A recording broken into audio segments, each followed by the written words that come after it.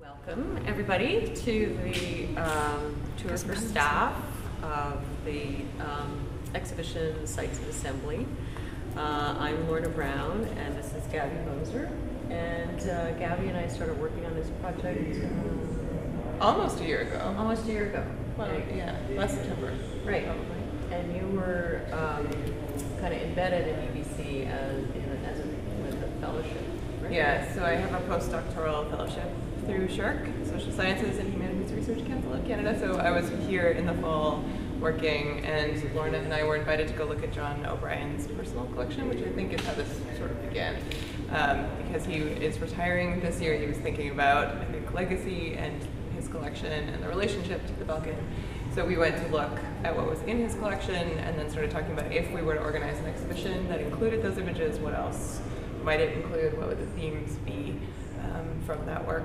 And so the results is this exhibition, Sites of Assembly, which brings together his works from his collection, works from Dr. Marcia Crosby's research collection, and works from the permanent collection of the Belkin.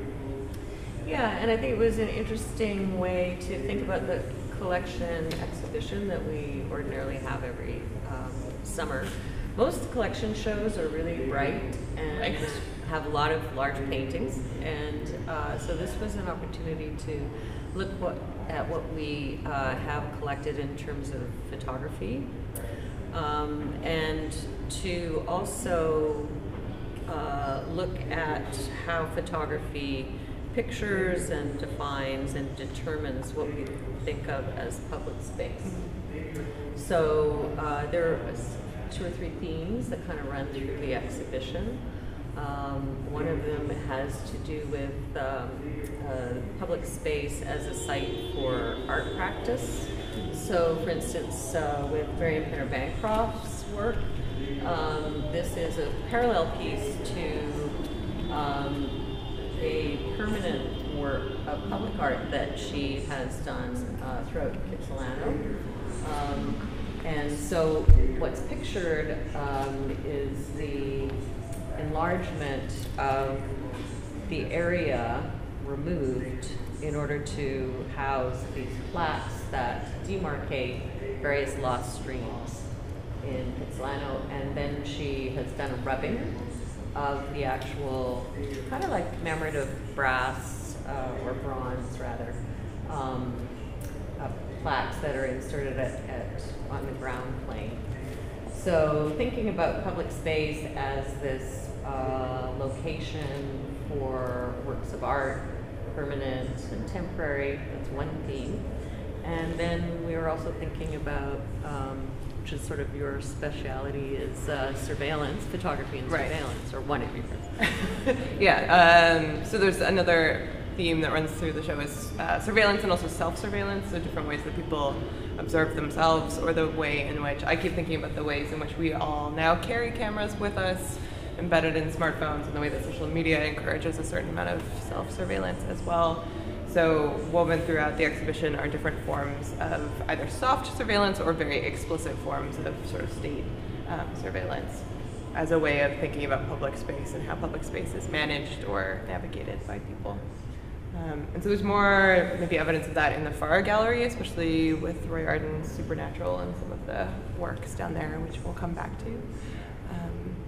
And then we kept talking about histories and the ways that these public spaces are used to kind of negotiate who gets the right to use these spaces, so who owns these spaces, sometimes quite literally in the case of some of the works in the outdoor art collection, or in some of the pieces from John's collection, including this image, which is a group of Aboriginal land protectors who are standing with a sign that articulates the fact that it's a sacred site and that people are not allowed in that area. It comes out of, John's collected a lot of photography related to atomic testing, which is one of his areas of research. So this is part of that collection. So thinking, also about history and public space is something that you'll see as a theme throughout the exhibition. So that kind of connected well with the research images from Marcia Crosby, and she just recently completed her PhD, but she had quite an enormous a research archive that was kind of beyond even the scope of her thesis, and she's been collecting images of Indigenous presence in urban spaces and public spaces for quite some time. Pretty specific to Vancouver and BC, but the way that she thinks about them and has categorized them is how Indigenous people have presented themselves publicly within public space. So with this particular sequence, this is a reenactment of a point of contact between this sort of myth of this point of contact between the explorer Narvaez and the local Indigenous community. But so this reenactment is happening over, I think it's at Ambleside Park in West Van.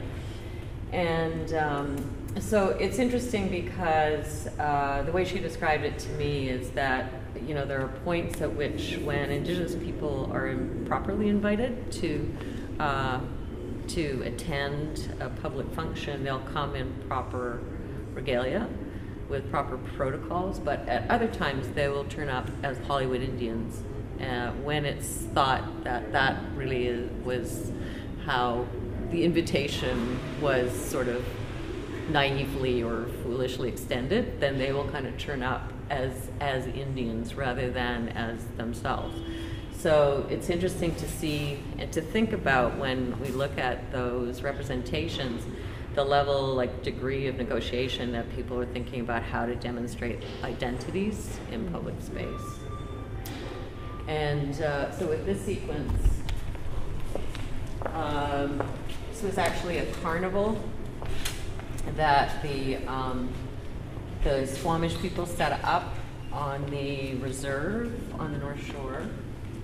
And then there was a selection of parade images, which is another really important way that Indigenous people chose to self-represent, and parades were such a big deal. And there's so many of them in Marcia's collection, in particular, parade images. And a lot of the captions have because the titles that the archives use will prioritize certain kinds of information, and certain subject headings will use certain titles for people. And then Marcia's included a kind of annotation for each image that gives more information or a different kind of context for these photographs in particular, which is something I think that we both kept thinking about, because these are different archives of different kinds or collections. So thinking about what each collection prioritizes, or the kinds of ways it tries to label images or make us pay attention to certain things and not others. And one of the things that Marcia is so good about is looking at a tiny kind of detail in an image that actually says a lot about the negotiations that are happening in that scene about identity and sovereignty and the use of the land. So it's nice to have these here mixed in with these other two collections.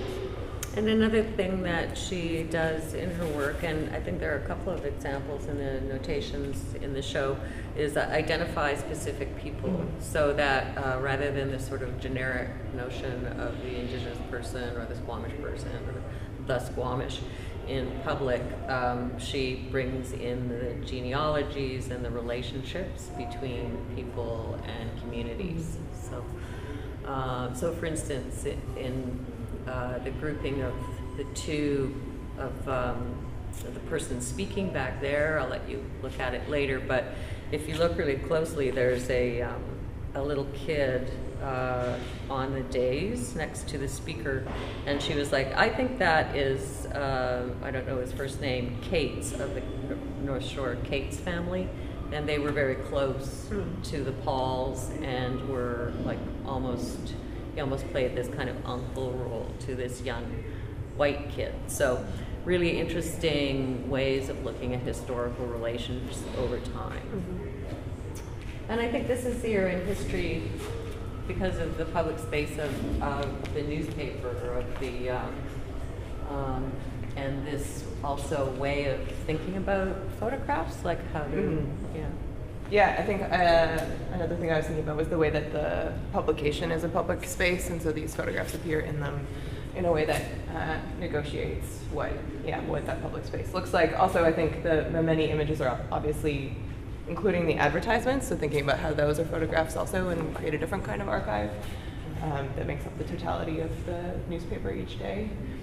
And also this incredible attention to detail, again, that might mimic what Marcia is doing with her readings of paying attention to even the most kind of seemingly banal details, but treating them with a lot of attention is something that obviously Mimini painstakingly drawing out the newspaper pages each day is also referencing. I guess that's most of this room. There's also the vitrines that are throughout each gallery that include works from Christos Dikiakos that are from the permanent collection. There's a large collection or portfolio of these images in the collection, and so we made a smaller selection from that, focusing mostly on locations that are close or fairly close proximity to UBC campus. And so Chris's practice is this almost forensic practice of using the photograph as a way to locate the viewer and then digging below to the historical references in language and how they were labeled and mapped pre-contact. So there are several of those throughout the space. And these are ones that Lorna selected because they have a relationship to the UBC campus in some ways, that they deal with Musqueam territory for the most part. And the place names are layered in different languages and give you a sense of how these places have been referred to by different peoples, past and present. So let's go into the next room.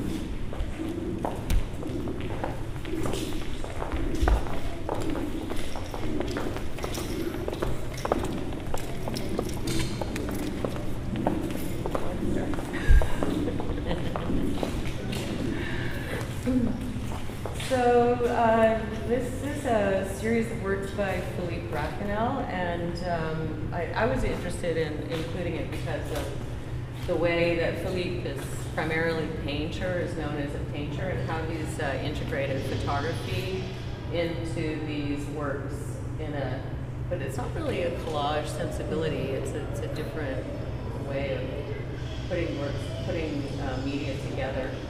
But these are photographs of Pride Parade, and so we're thinking about the idea of the parade, but also this idea of performing identity and self-surveillance and surveillance and all that entailed in the kind of earlier days of Pride. I think Pride is much more of an accepted spectacle than it used to be. Corporately sponsored these days. Yeah. So everybody's on that parade now, but that was not always the case, and I think this was in the context of AIDS activism that Philippe made these works. And do you want to talk about airports? Airports. So another impetus for the exhibition was also the sort of refreshing of the outdoor art collection that's happening through the Belkin right now. So we'll come later to some of the videos that are outside in the hallway that try and speak to and contextualize some of the works in that collection.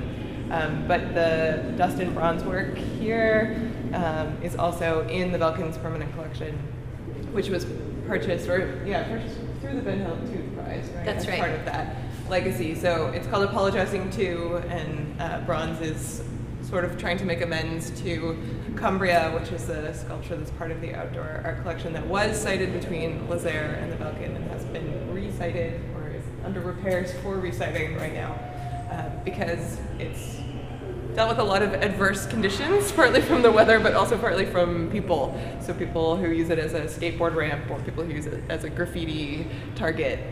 So I think it's a very funny but also kind of poignant image of a broken skateboard and a can of paint, so that he's going to sort of repair the sculpture but also sort of praying to or apologizing to it. But it was originally at the Vancouver airport, so we also positioned it, or it was originally made for the Vancouver airport. So we positioned it amongst some other images that are related to airplanes, actually, and airports as sites. On the far right, there's kind of like a very traditional conceptual approach to the space of airlines and air travel that's from John O'Brien's collection. And then these 3 images are from Marcia Crosby's collection of spectators at an air show, which include Indigenous subjects in regalia, which I liked this idea that so often the dominant narrative of Indigenous subjects in photography is as these subjects of ethnographic study, but here they're actually spectators, so they're doing the looking, they're not just being looked at, and are part of this spectacle of the air show. And I think are there also in a kind of ceremonial role of, right. of welcoming people to the event itself. So once again, it's this decision about how to position one's community, oneself in public space. And then I think we just riffed on this wall in terms of the rest of the placement. other kinds of spaces that the way artists, are looking at the kind of the banal, the sort of light industrial or industrial space, the bus terminal. Although this image is actually was a commission for a bus station. Yeah, a mural project. A mural project that was completed. And then these P&E images I thought were really pretty great, and we wanted to include that that kind of instance of self-determination or self-representation in the national exhibition, or I guess at that point was even more of a community fair and agricultural fair than is currently the case. And then Roy Kyuka on the far end, which also has these beautiful kind of abstracted images of a steamy window space overlaid over top of scenes at a beach, which seems, I don't know, like a typical kind of Kyuka poetic treatment of very everyday spaces. So all along this wall, it's further to the theme of art in public space. So this drawing is a proposal by Daniel Comden for a work of public art. And then for me, there's like a lot of resonance around UBC with the idea of the piles and Smithson's visit and all of this kind of this interest in the banal, and then not necessarily trying to represent the banal as beautiful, but just actually capturing these sort of provisional spaces of the parking lot, the construction site, the freeway, and then Ant Farm's public art project where they sunk cars in Texas. Yeah, so I think we were both thinking about also proposals for the use of public space, that photography plays a role in that, and sort of envisioning other ways that space can be used, or capturing a moment of interstice between two developments or two phases in a space. And nothing's more banal than anything. Their fascination with the banal, and also how they, the banality of bureaucratizing through these kind of labeling and stamping of these very marginal spaces. I think my favorite is the one at the back of the drive-in movie theater. It's the reverse of the false front. And so there we have a number of anything works, and there's been lots of writing around anything in their practice that's been associated with the gallery. So it's always good to pull those echoes forward as well.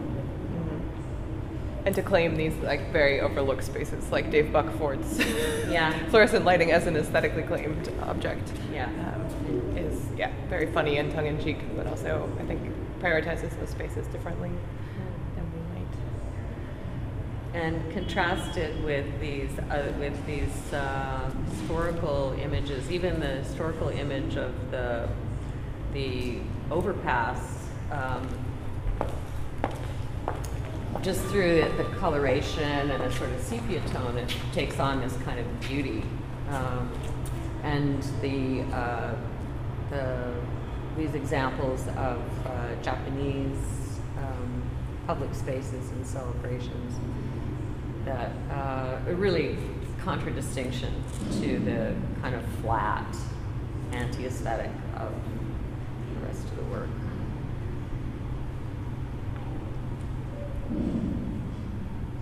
And Gabby, you were particularly interested in having a look at that image when you arrived. Yeah, I mean, so some of these works I saw primarily through JPEGs, which is always an interesting way to try and see photography because the prints themselves are so different. But this image that got to Tadori, is that what I was saying? Image of the theater, which it was hard to sort of decide what was a public space, I think, often, and what constitutes a private space. So inside a theater, but facing, because this image was taken out, facing the audience, I think we were thinking about that as a site where people gather and do something together. But it's such a strange image. It's got these striations of light where the flash bulbs are, that almost look like it was taken from a television, like a tube television. So it's just very different formally than most of the rest of the work in the exhibition, which it was hard to make it out until I got to see it in person. And I think one of the things we struggled with too was that within John's collection there are also sort of three themes. So there's atomic testing photography, there's a lot of photography from Japan because that's an area of interest for him, and then there's work that was either given to him by students or purchased by his former students, or some of the works on the back wall that he collected out of interest in conceptual photography and street photography.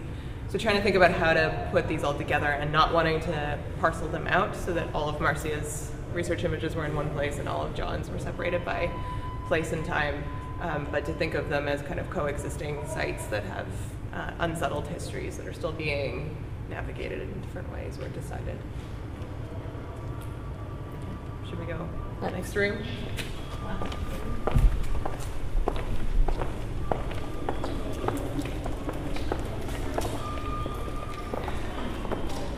So we're doing north there. Really hails you from all sides. So this is the room where surveillance probably figures the most strongly. And dominating the room would be Roy's Supernatural video, which is of the hockey riot.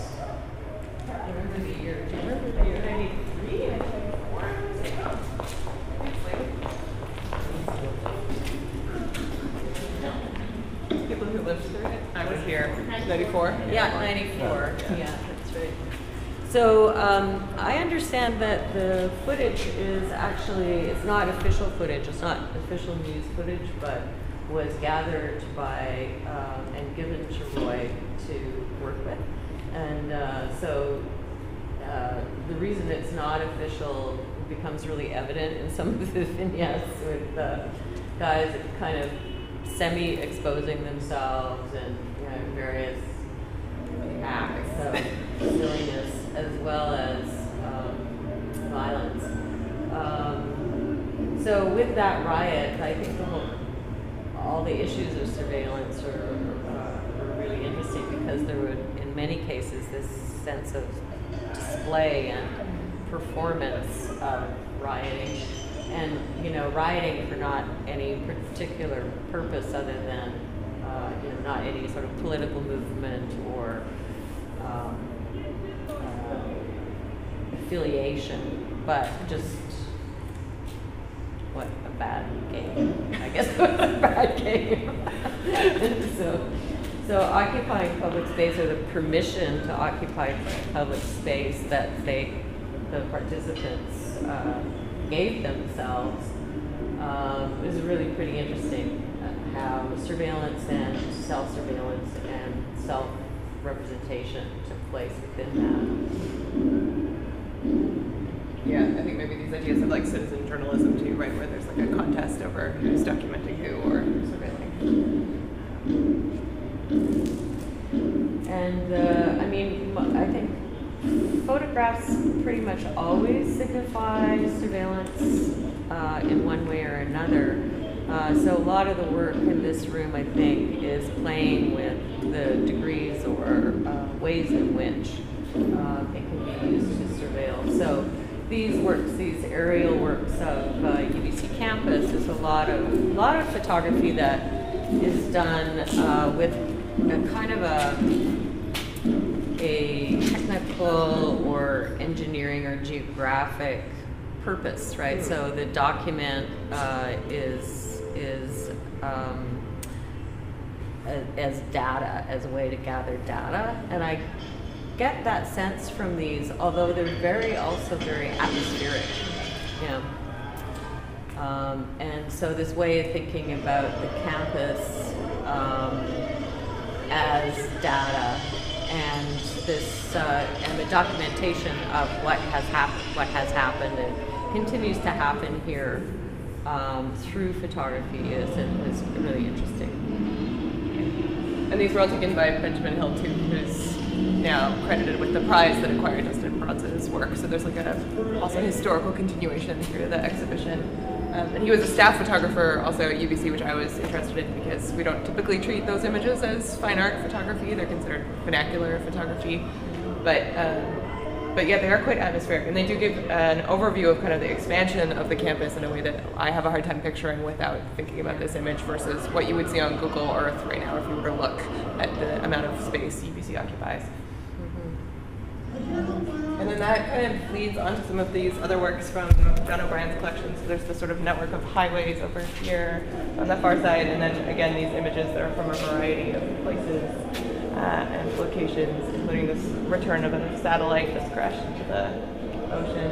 And a lot of the images from John's collection, he doesn't know very much about them because he's acquired them through vernacular photography dealers, so that often the photographer is unknown, the date is a guess, the medium is something people have sorted out.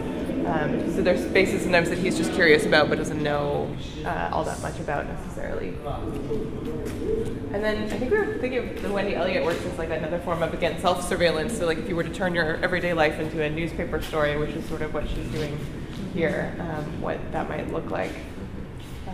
Yeah, I think in the context of the 90s, there was a lot of talk about women as flaneur and women in public space, and the sort of dearth of representation of women in public space. So kind of recreating herself as notable in public space, and then creating a phony document was a way of sort of commenting on that. Yeah, and I think Wendy also was Ian Wallace's studio assistant for many years and was a model in a number of his works, but definitely for sure Heroes in the Street, she's in that. And we've been in touch. It's actually kind of great in doing the research in the collection to reconnect with. We had a difficult time getting in touch with Wendy. She's had a sort of quite an amazing career. You probably knew because you were looking up for the binder, right? And is currently working in India as part of, I think it's the Aga Khan Institute. She's retiring from that and is going back to art making. So I think she's going to be through sometime during the summer, so you'll probably get a chance to meet her then. The Sylvia Borda's work, these were a selection from a very large group of documents of this East Kildare, but it's a planned community, right? So essentially designed and built kind of all at once and at a particular era. And so she did extraordinarily comprehensive documentation of this town. and they're really kind of amazing to go through in a sequence. So we made a selection in order to, I guess, give a sense of the overall. Yeah.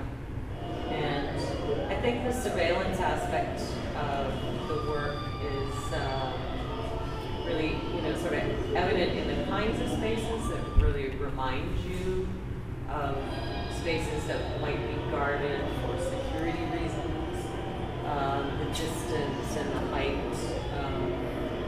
Yeah.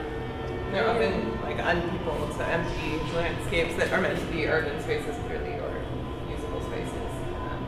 And sometimes there are kind of lampposts off in the distance where you could imagine there would be a closed circuit security camera on the go. Whether there is or not is sort of unclear, but implied.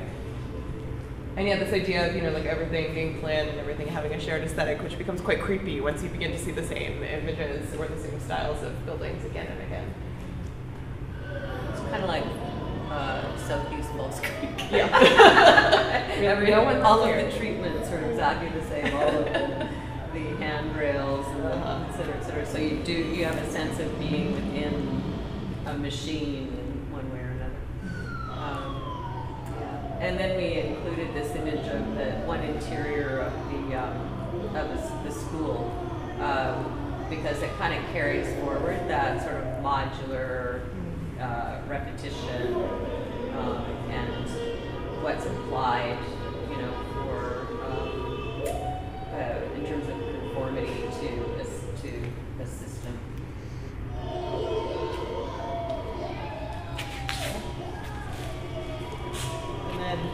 These ones, I mean, again, a lot of the images on this wall maybe have an implied sense of surveillance, or they are images that you can imagine being used for that purpose that were perhaps not created for that intent, but could be adapted for those purposes.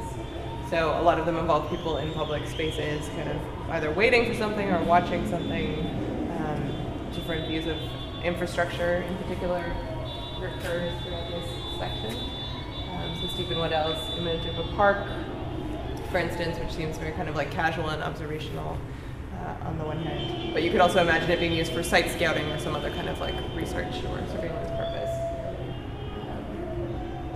And there's a selection of kind of great images, partly from Marcia's collection, partly from John's collection over here.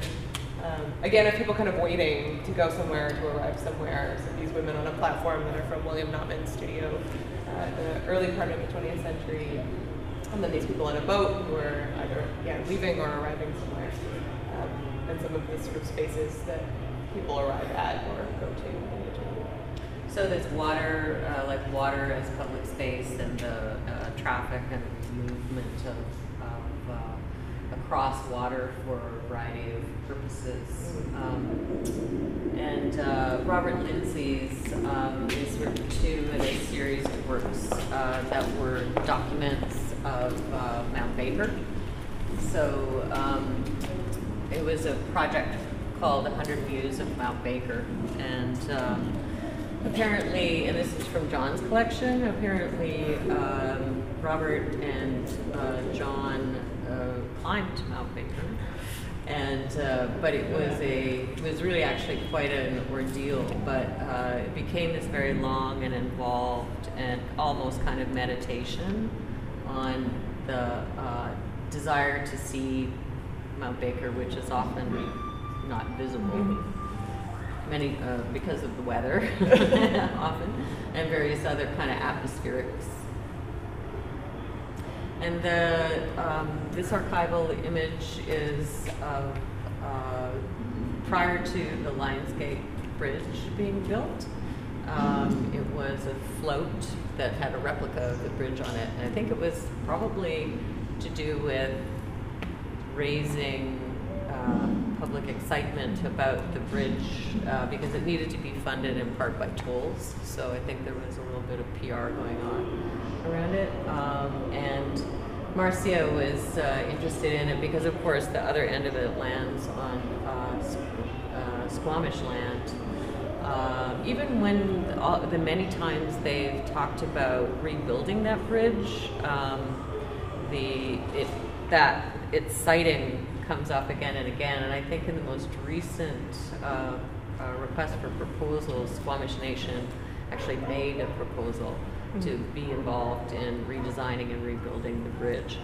So I think Marcy was interested in it as this piece of infrastructure that really very much transformed the Squamish community, where people had been relocated there from, say, Sanok, which is around the Burrard Street Bridge, and various other village sites. People were relocated over to the North Shore.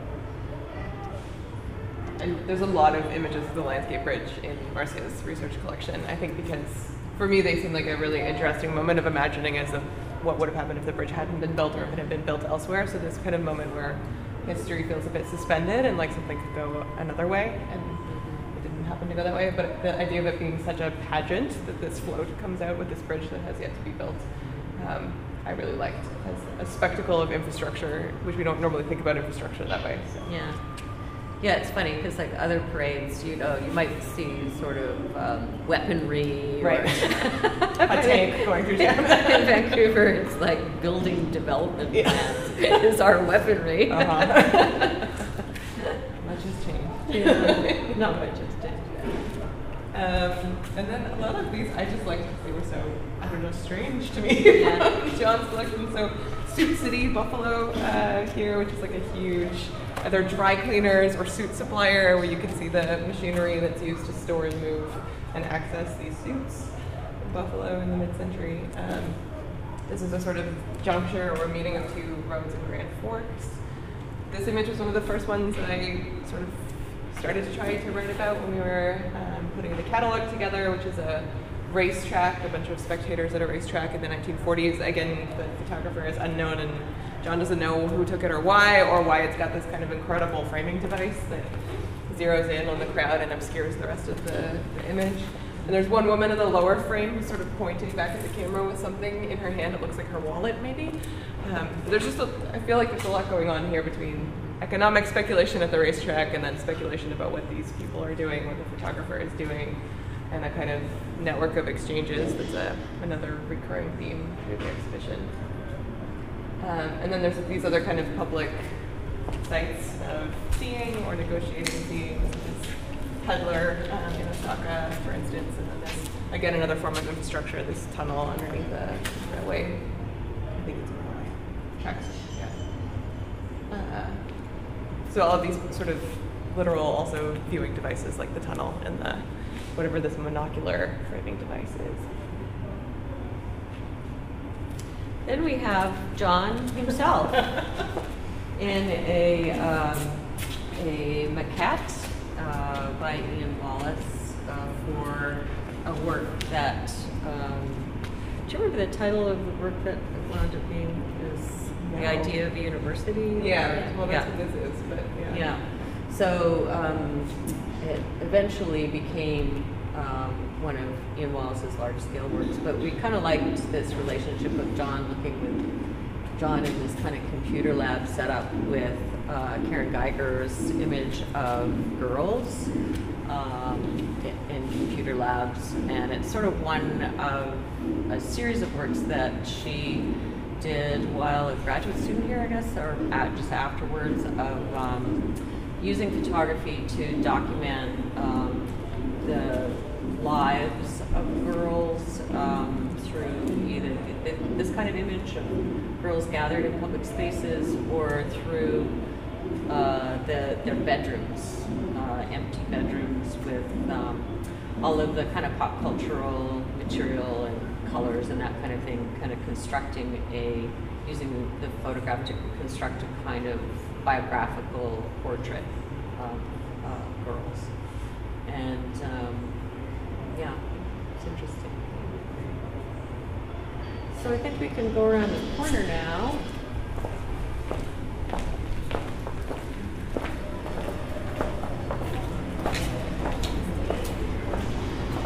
So part of our work in developing and thinking about and animating the outdoor art collection was this initiative to ask artists to respond to particular works in the outdoor collection. We have 4 underway and 3 are finished. So these 2 are Vanessa and Juan, responding to, in this case, classical toy boat.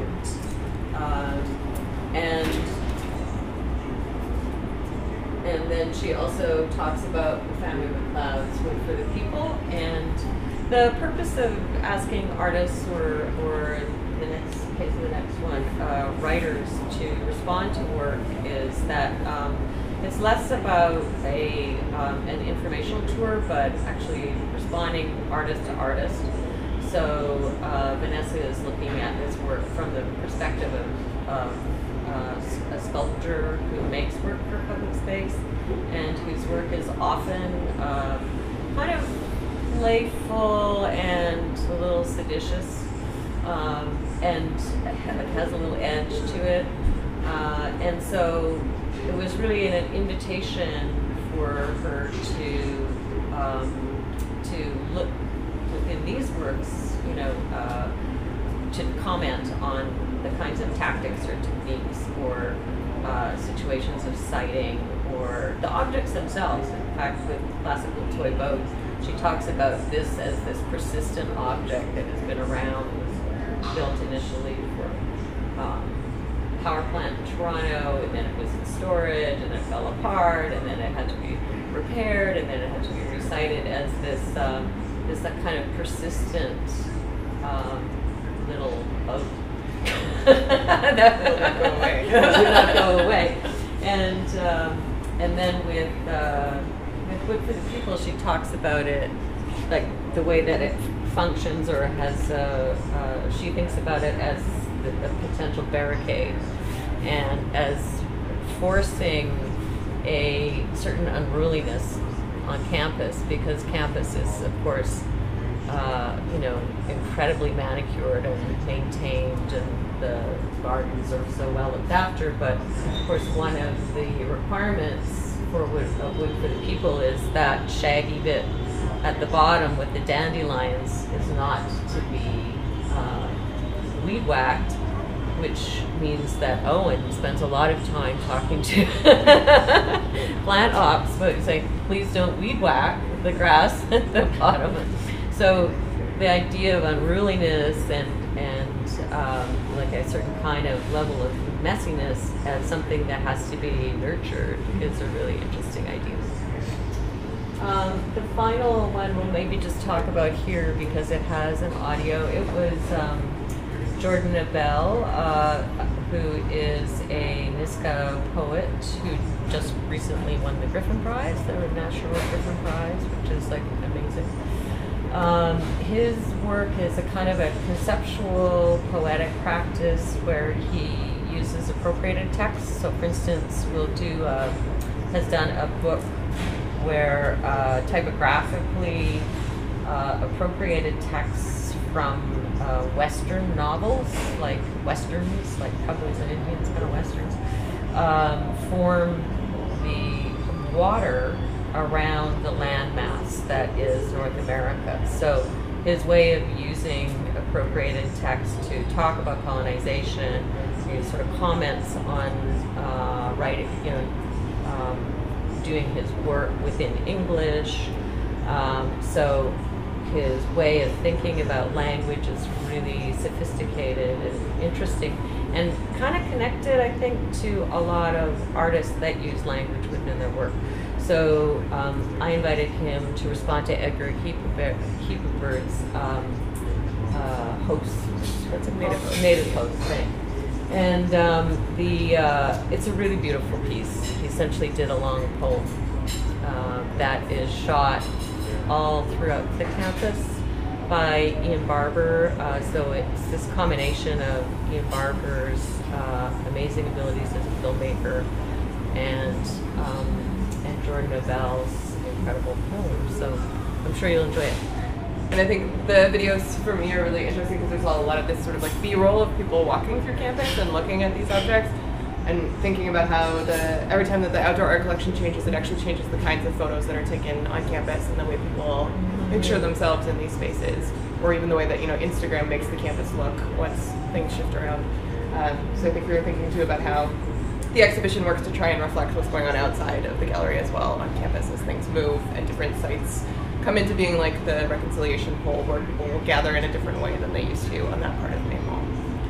Yeah. So let's go down and look at the Mark Lewis piece and then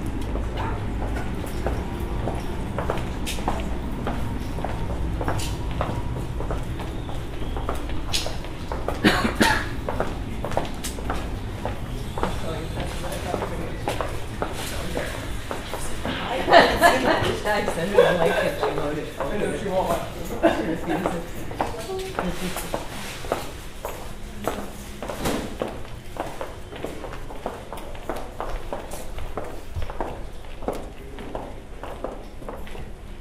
So this Mark Lewis film is a fairly recent acquisition. It was a donation to the collection, and it is this sort of meditation on this fellow who's cleaning out the fountain of a modernist tower on Georgia Street. I mean, modernist in its style, not necessarily the year it was built. And yeah, the architect, I think, Scott mentioned, of the building, it was Peter Cardew, so same architect as the Belkin Gallery. Do you want to say anything about Mark's work in particular? Or? Yeah, I mean, it's like typical Mark Lewis in many ways, so these long takes of something, some kind of space that again is usually a site that we all recognize or think that we really know very well, but it's from a perspective that we're not used to seeing, or it's a kind of corner of that space that we haven't paid attention to before. I really liked that it kind of speaks to this tradition, especially within so-called Vancouver school photo conceptualism, of picturing some of the labor that goes into like cleaning and maintaining those spaces. So this idea that someone does have to clean this infinity pool constantly to keep it looking the way it's intended to look and to make it reflect the surrounding buildings and area. So in a way, it's kind of an unusual site of meeting because it's really just where this one person gets to spend time in order to do their job. And I think, yeah, it's another example of sort of thinking about how Vancouver's spaces have been negotiated, because land and property in Vancouver is such an important part of the way that history has been decided here or contested here.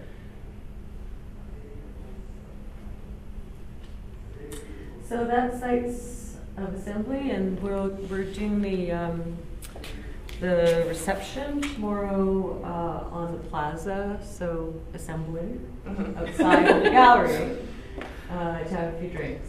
And there will be tours down, or one tour, I guess, down to the reconciliation pole, and we will also do a little curatorial tour. Yeah. So thank you. Yeah. Any questions?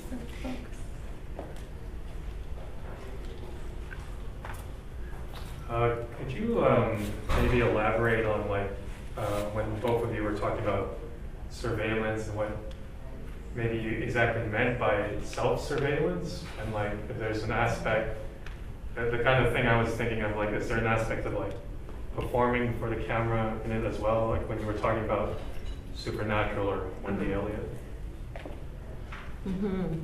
Yeah, I think performing for the camera has come to where in the contemporary moment is pretty much constant, like with the development of things like selfies and kind of constant self-documentation and self-idealization of the self, I think. Like, you don't generally put really bad selfies.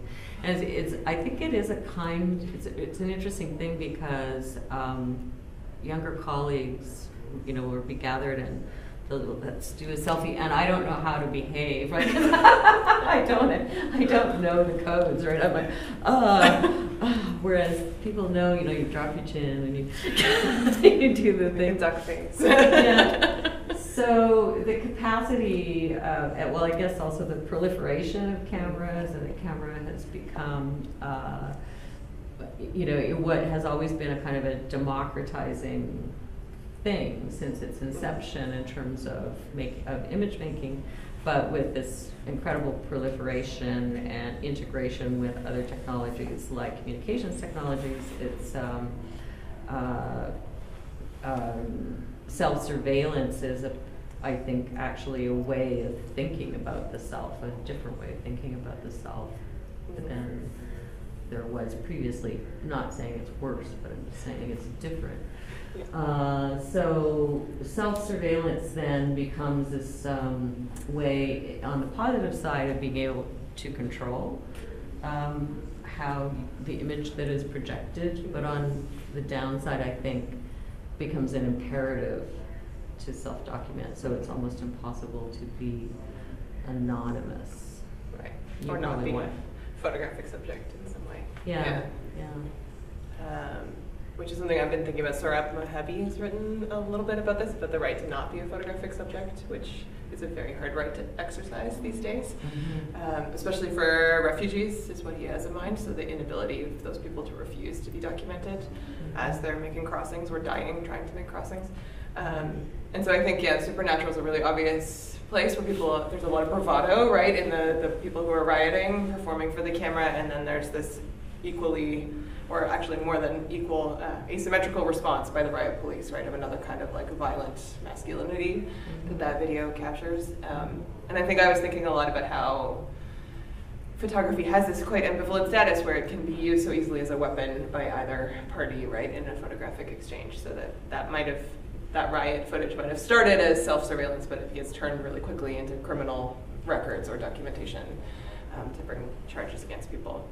And a lot of the images in that room, I think, have that kind of, are sitting right there at that turn. So those aerial views of the campus that you could imagine being used to document some kind of confrontation also, or to make a land claim, so that something quickly becomes used for other purposes when it was meant or originated from a different impulse.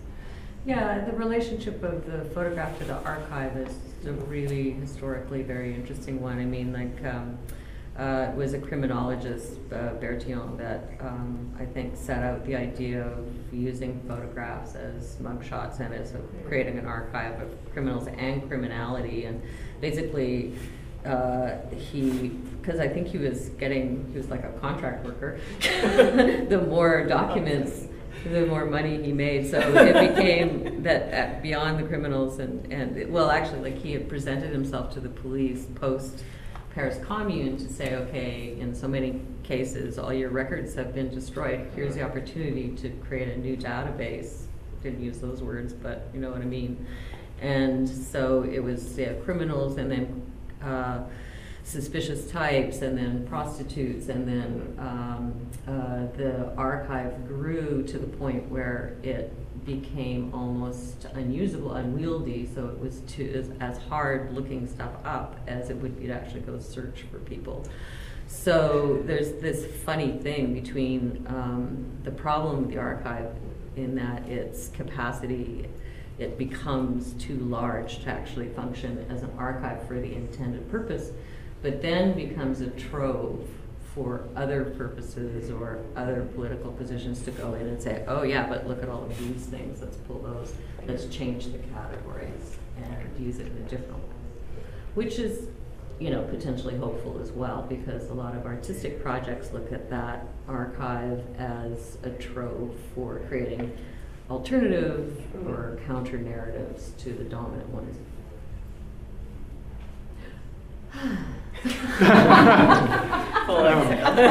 Not a question, but just a addition to this piece. The angle of the building and the reflecting pool was defined by the view lines that the city sets up.